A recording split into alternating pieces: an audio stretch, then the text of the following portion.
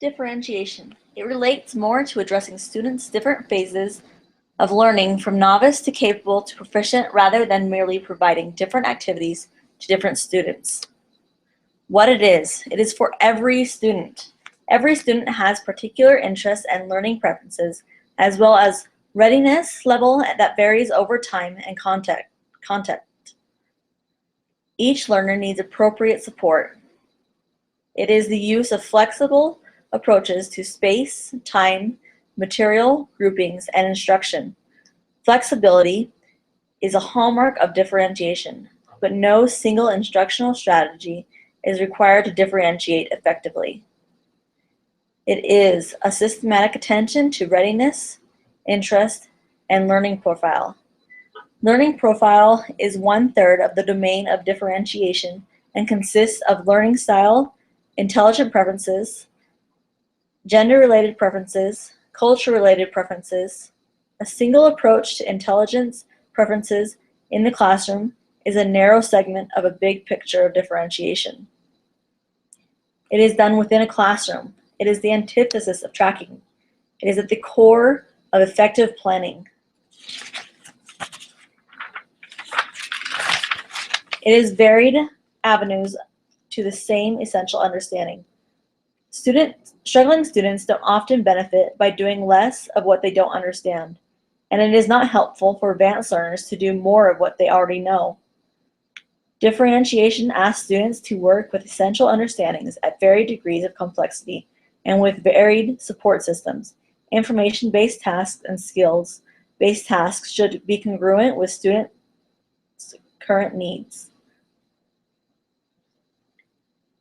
It is something a teacher plans prior to a lesson based on assessment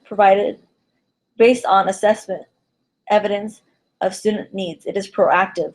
The most powerful differentiation is based on pre-assessment and ongoing assessment of students' progress toward key goals.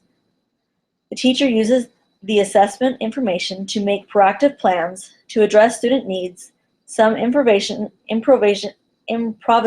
is still needed, but it is not a dominant means of differentiation. What it is not. All or mostly based on a particular approach to multiple intelligences. Once again, it is a learning profile is 1/3 of the domain of differentiation and consists of learning style, intelligent preferences. There are two strong models addressing intelligence preference: gender-related preferences and culture-related preferences. A single approach to intelligent preferences in the classroom is a narrow segment to the big picture of differentiation. It is not all or mostly based on learning style preferences. Attention to learning style is helpful for some students some of the time and helps teachers learn to be more flexible, but it leaves others' needs unaddressed.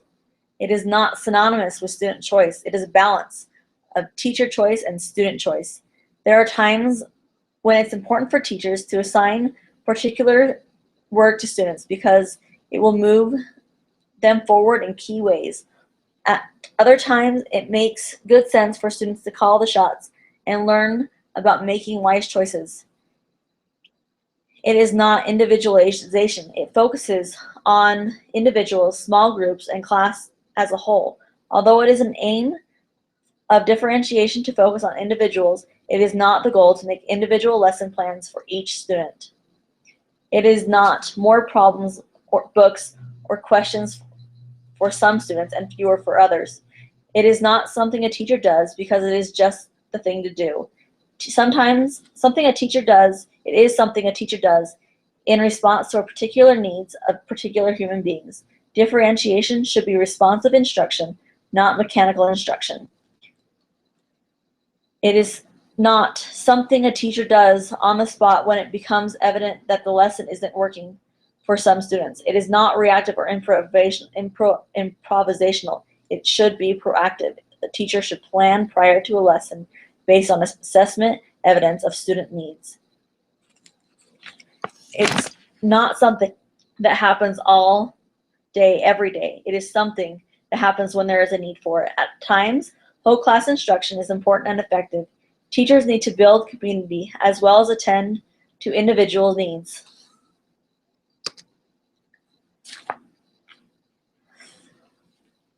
For what it can look like. With the content, information, and ideas students grapple with to reach the learning goals. You can introduce two different things that align with the same learning goal, such as a similar task.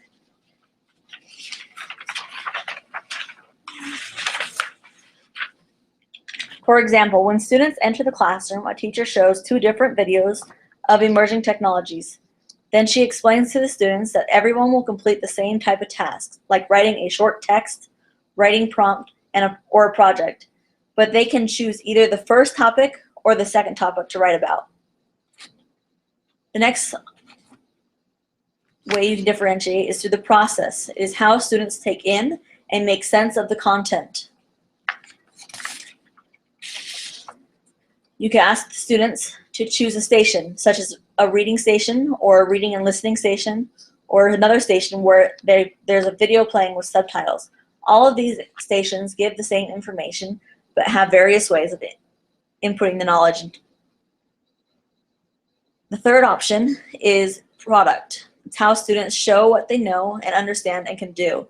It can be a variation of a final project. Last but not least is effect and environment. The climate or tone of the classroom. It can be done by classroom arrangement, using portable carols to isolate students who need to work alone, or earplugs so that conversations of small groups cannot be heard.